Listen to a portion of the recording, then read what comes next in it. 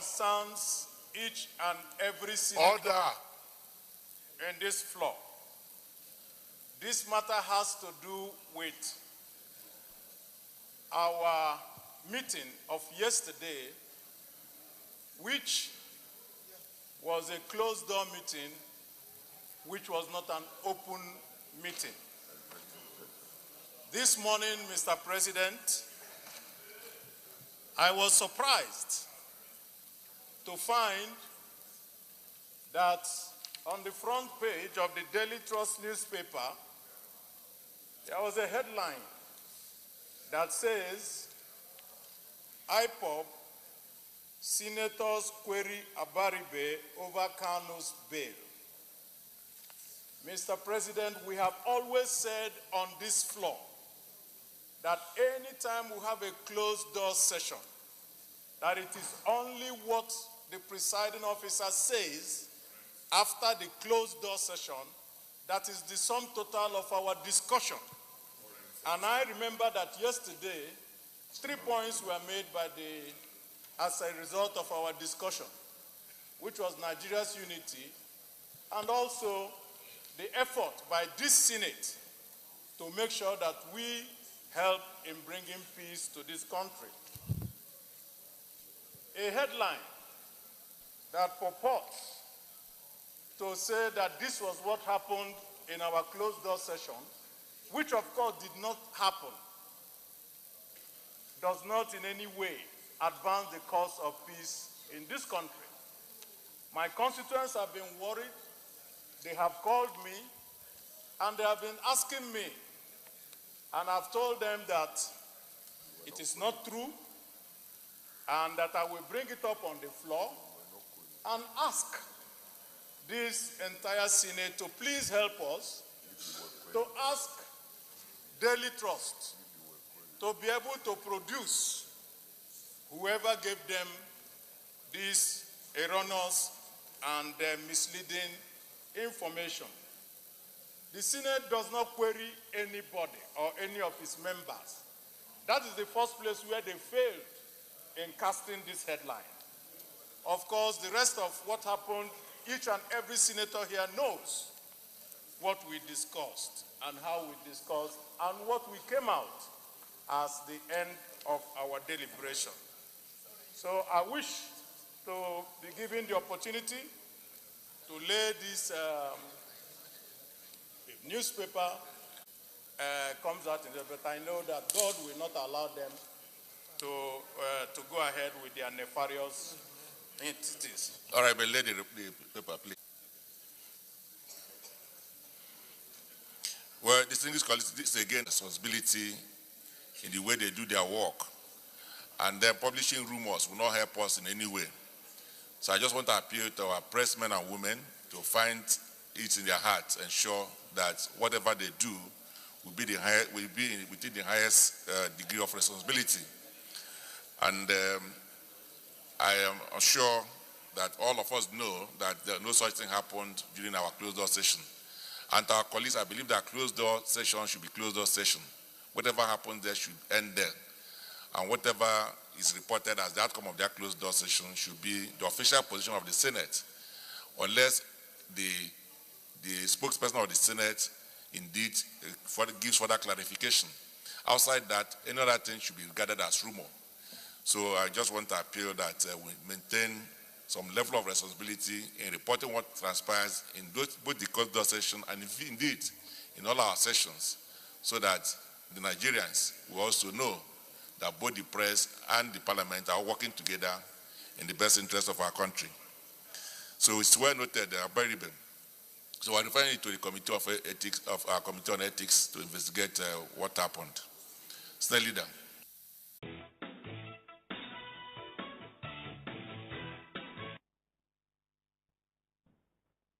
Welcome back. Well, yes, indeed, the country is not short of recommendations in terms of what do we do, how do we get it right. We're about to get more of it. Mark, back. Well, you do know, Chairman, we have been on this topic for quite a while, and we're getting another perspective on it this morning. Joining us now to discuss this is Senator Abaribe, who is the Chairman, Senate Committee on Mining, Power and Metallurgy. You're welcome to Sunrise Daily. Thank you, Mokwe. I'm sure you must have been very busy during the recess. Abia State was in the news. What was going on in your constituency? Well, I guess everyone in Nigeria knows what happened. My constituency was invaded by soldiers. A lot of altercations between the people who were agitating for a different Nigeria and the soldiers who decided that they would take no prisoners, let's put it that way. So we were all very busy. You considered it an invasion. Some people would say, is it a separate territory? Well, let's put it this way. When a military force comes in without any invitation by anybody on ground, I'm talking about the governors and the civil populace, and all of a sudden there's a whole lot of people who come in bearing arms, subjecting people to all manners of indignities. I don't know which other word you would call it. The Commander-in-Chief needs an invitation to be able to go to a state? Nope. The Commander-in-Chief said, not just the Commander-in-Chief, the Army said that they were going to conduct an exercise. And they put a date for to conduct that exercise. And that date was the 15th of September. On the 11th, there was this whole influx, which means it's about 4 days or 5 days before then. So what else are you going to say? You're going to actually assume that it wasn't part of the exercise. I remember also at that time that I called the police commissioner when people were calling me and saying, this is what is going on here. And the police commissioner told me, oh no, everything is calm, we don't have any problem. So I assumed, and I think also the reports had it, that when the Army was interrogated to say, why would you do this? They said, oh, we are testing repaired military vehicles and all that. And of course we asked. That was what the Army said? Yes. Just take all the timeline. I had the privilege of interviewing the Chief of Defense Staff, and I said that was a statement released by the police. Yeah. I mean, that was what the police said. The Army said they were doing. He said he's not aware of that statement, and that's not what he was told on the ground. But nevertheless, I mean, I think the controversy will continue. We've moved past that now. The federal government has prescribed IPOB. Yes. It doesn't sound like something that the Southeast Senate caucus is supporting. Is that right? Of course. You don't support it? We don't support it. We think that it was an overkill. We think that it was giving a dog a bad name to hang it. Because we felt that, first of all, there are procedures that you use to go towards proscription. It wasn't followed. It was after the fact of proscription that the procedures were now followed. And we felt that you don't walk. Implications for profiling of all Southeasterners. Yes. Then some people will argue and say it was the same concern raised by certain people when Boko Haram was about to be proscribed and declared a terrorist organization. Yes. There were fears that all Northerners, not just Northeasterners now, will be branded as terrorists and profiled as such. But wasn't their fear at the end of the day unfounded? So let's ask ourselves another question, Mawbe, and that is, why was the people in this government also against? It was the same fear, not so. That's what you're saying. But I'm telling you that when an unarmed organization whose avowed interest has been in non-violent agitation, okay, just get this big hammer. And we have also looked at the reasons given. And look at the reasons given. One, that they tried to snatch guns. Tried to snatch guns from the military. Assuming that that is correct, can you juxtapose that with a Fulani herdsman that went to Agatu and killed more than 500 people, or went to Nibo and killed 500 or more in Enugu State? This is not trying to snatch. It is now and then somebody from this same government sits on this chair and says, oh, that is criminal. That's not terrorism.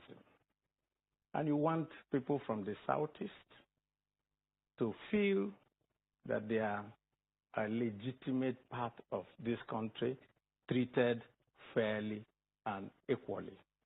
The real issue for us is that, and we made it very clear, is that what everybody wants is a Nigeria that is fair to all. Not a Nigeria in which you will classify some people in a different way and some other people in a much different way. Well, we do know that this, classification has also raised quite a number of criticism, and also has also raised a number of questions and reactions. There are people who do not see things from how you've explained it. They also think that in terms of the actions that IPOB was, raising and the manner in which it went about its agitations, it had potential for the unity of this country. So I agree with you. So let us now ask a simple question. The potential is what you overkill by prescribing them as a terrorist organization. You don't agree then with that? At the same time, no, our problem is simple.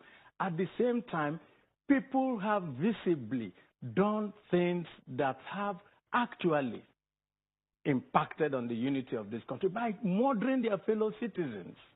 And some people here in this country told us, I think a northern governor told us that he actually had to go to another country to negotiate with these people.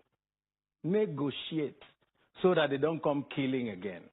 And then just a few people who haven't killed anybody, who haven't done anything, but because they have the potential of doing so, you now turn around and say they are terrorists, with all the implications for being classified as so.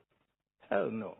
We as the Southeast Caucus, we just felt this is not right. I find it interesting that in your statement you say that we condemn the use of hate speeches and remarks by anybody, as the dignity of human persons must be respected at all times, even while dissenting on any issue. Precisely. Who are you talking to? We're talking to everybody in Nigeria. Not IPOB. Plus IPOB. We had a meeting, the Southeast senators, Ohaneze, and the Southeast governors a month before that. And we all came and did a communique in which we said we condemned in all entirety this use of uncouth and foul language. We said that. The point is really what we see, which is also the same type of profiling that we have. We do things, and there's a glossing over of whatever we do. We try to talk to the people who are doing the agitation to tell them to tamp down, and then we're told, oh, you're consulting with those who are doing agitations. And the point is this. If the Southeast Caucus meets with the IPOB members in order to find peace, would you now say that it is support? If the governors meet with IPOB like they did twice or so, will you now say that they are supporting IPOB? No. You can't have peace without talking to the people who are also causing the disruption. One last one before we move to, because all of this ties into, the general agitations in the country for restructuring and fairness and equity. Now we're saying that IPOB is suing the Chief of Army Staff and asking for the whereabouts of Nnamdi Kanu. But we did hear, I think it was the presidential spokesperson who said we should ask you. One of the very, very unfortunate things here is that you come here, you try to personalize issues. When you don't have an answer, then you try to either abuse somebody or try to personalize it. So I wouldn't bother to, talk about whether you don't the think any president applications for that? You stood shorty for him. Yes, I stood shorty for him. But now put it in perspective. He's supposed to appear in court on the 17th of October. Which is a few days Then away. 1 month prior to his appearance in court, on the 14th of September, clearly 1 month before, the army now invaded his house, his father's house, his village, and since then nobody has heard from him. And then somebody comes here who sent the army there 1 month before. They didn't wait until he had his day in court. It was if they had waited and then his day in court came and he didn't show up, then you can say, oh, we're looking for him. Somebody went 1 month earlier and all that. What do you expect would be the result of that invasion? So you don't think he'll be held responsible anymore for why should I be? Well, the point really is, Maukwe, let me also pose this question to you and other Nigerians. He's supposed to be in court in a month's time. We show up today trying to grab him or whatever, or we don't know whether he's dead, or because I hear that they've gone to court seeking for his whereabouts. Would you now hold me liable for what is supposed to happen in 17 days or 18 days' time? So I think that at the end of the day, I don't even want to, because this is a sub judice. Interestingly, the Senate, when they resumed, went into an executive session. We do know that the Senate president had separate meetings with leaders of the Southeast Caucus and also leaders of the Northern Caucus, I believe. And then, when the Senate resumed, there was an executive session, unlike the House of Representatives, where it was more open. The Speaker spoke. Why do you think the Senate had to go into an executive session immediately upon resumption? Usually we do executive sessions when there are matters of urgent importance. We build consensus. We talk with each other frankly. We now come out with a common position. That is why we are the Senate. That's why we are the upper chamber. We don't want to ventilate our discussions, which has to do with critical national issues in public, because when you have the camera in front of somebody, they might want to go overboard, and when they go overboard, it inflames tempers and all that. So we try to reach we reached a consensus, and that consensus, of course, we are in the three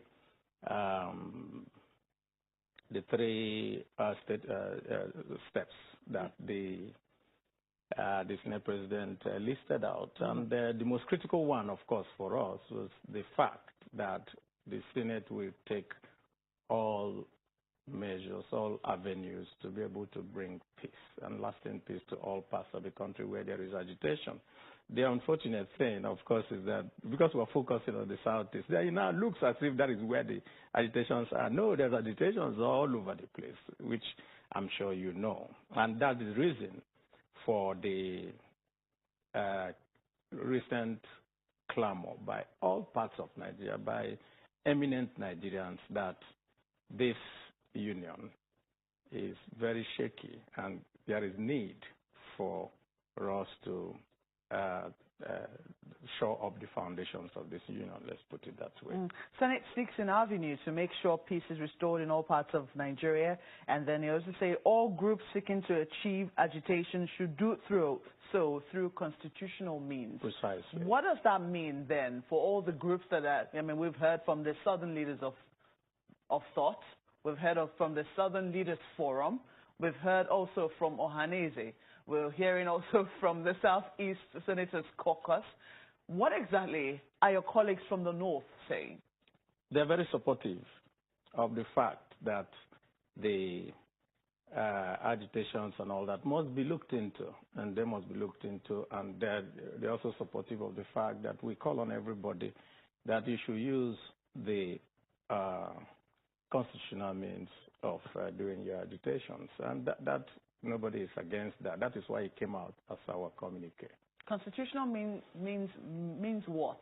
Because some people say that the changes that this country needs, the moves that it needs to make to be able to restructure cannot be done through the National Assembly. In fact, some groups believe that we need an entirely new constitution, and as such, that is totally outside the limits of the National Assembly.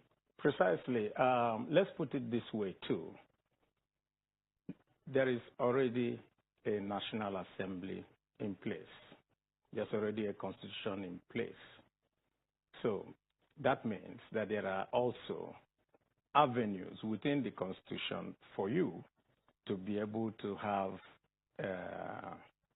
discussions with various parts and various groups. That is why you have representatives. You understand? Those who say, oh, it cannot be done under this, I think that they probably are also those who have lost faith in Nigeria. I don't think. We believe that there are still possibilities for us to be able to get to where we want to go under this constitution. That is why we also have things called constitutional amendment. If there is an aspect that is not there in the constitution, for example, the only place where there's a referendum in the constitution is when you have a creation of states. But suppose you want a referendum on other things that don't have to do with that, then that means we have to amend the constitution to insert that provision. And once we all agree, then that goes ahead. It's just a question of each and every one of us agreeing that this is the best way forward. And how do you do that? You're going to do it by discussions, by interactions, by deliberations, and by consensus building. Some people will say that the House of Reps seem to be more progressive than the Senate in that regard, in terms of consensus building. If you look at, for instance, their vote on the devolution of power, they nearly got two-thirds majority. Looking at their numbers, 210 of them voted yes, and just 71 voted no. If you look at the figures in the Senate, you have 46 voting yes and 48, even more, voting no. Yes. So what do you think is responsible for that disparity seen between both chambers of National Assembly? Well, maybe the level of information that people have. The point, and I have to make this very clear to Nigerians, there's this feeling that restructuring, devolution of powers and those ones means that you're essentially taking away from a particular part of the country their inbuilt advantages that came through the type of constitution that we have. And therefore, any attempt to juggle with it means, oh, you're going to deprive us of maybe revenue, maybe power, maybe, and all that. But the fact is that that's not it. I think what restructuring, to my own mind, means is changing the structure of this country such that the component units that make up the country do not continue along this path of what, for a better word, somebody described as a feeding bottle democracy, and actually bring a democracy that people contribute, compete with each other, make their best way forward. And those from the northern part of the country who feel that, we're going to be poorer and all that, actually are going to be the richest part of the country. And I'll tell you why. Simply put, in the next 10 to 20 years, there will be no more use for oil. That is happening. Countries are now moving away from fossil fuels to this. And so, but people must eat. Agriculture is going to be the next frontier, just like it used to be for Nigeria. And where do you really have this? It's the same. No, that's where you have the land, you have everything. So let's just put it this way. Take a country like Netherlands. Netherlands is smaller than Niger State. Niger State is bigger than Netherlands, twice the size of Netherlands. But Netherlands exports agricultural products to the tune of about $180 billion. I don't think Nigeria has gotten up to $100 billion from oil. So you could see the potentials that are there when we harness ourselves properly and move away from this contraption that is today that makes everybody feel that you just have to work for a center that is overloaded, overbloated, and very difficult to manage. Would you agree that at the heart of all of this is the talk of oil? There's not, at the heart of the feeding bottle economy is proceeds from oil. That one is, and that's what we want to change. We want to say, let's move to a knowledge-based economy. Let's move to, and just put it this way. I will just give you one more example, and that is. Well, distinguished, I'm afraid, let's quickly take a moment now. I'll let you finish and wrap up your thoughts when we return from this break. Please stay with us. Naya Abaribe is still with us in the studio. Distinguished, just before we went on that break, you were saying that you were explaining whether you thought that this problem was about oil and its issues. Yes, I was trying to just give you an example, and I said 10 years ago, the top 10 companies in the world with the largest revenues were oil companies, Shell, Texaco, and so forth. But today, the top 10 companies are technology companies, Google, and so forth. So you now see that we're actually moving away from, fossil-based things. That's the world is moving away. The world is moving away. But not Nigeria. We're sitting here, and this whole conversation and this whole thought we're doing is, how do we share what is coming from? When that dries up, and we're just asking Nigerians that it is time for us to think beyond today. Think beyond today. Do you think that if we did not have to share, because for some people they think it's about the sharing. If we did not have to share, there'd be no talk of equity. Do you think that this conversation about restructuring wouldn't be so loud?